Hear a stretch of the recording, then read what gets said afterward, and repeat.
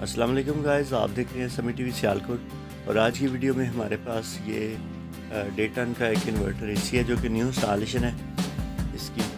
तो ये चंग होंग रुबा का जो एक एसी आता था उसका नाम चेंज करके अभी ये इसकी CIQ इसका मॉडल है।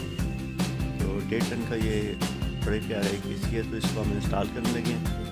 तो देखिएगा ये दूसरी मंजिल पे हम खड़े हैं, जबकि बाहर से ये बालकनी थी तो इसके अंदर यानी कि ओपन विंडो थी, तो ओपन वेंटिलेशन जिसको कहते हैं, ये विंडो के बाहर ओपन वेंटिलेशन है। और दूसरे मंजिल पे ये हम खड़े हैं, तो बाहर से सीढ़ी इसके अंदर से नहीं लग सकती थी, इसलिए इसके अंदर मैंने ना इसकी लेफ़्ट साइड पे सुराख किया है और इसके पाइप जो है ना, इसके जो जॉइंट है, नट जो है, वो हमने एसी के नीचे यानी कि इसकी इन साइड पे जो है ना वो रखे हैं, ताकि कल को इसको खोलना पड़े और इसकी सर्विस या मेंटेनेंस करनी पड़े तो इसमें प्रॉब्लम नहीं आए।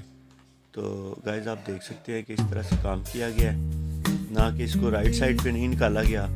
और अगर हम राइट साइड पे निकालते तो इसके बाहर की तरफ हमें सीढ़ी लगा के उसको नट को टाइट करना पड़ना था, या फिर नट पहले से टाइट करके तो इसका पाइप जो है ना हमने बाहर पे निकालना पड़ना था।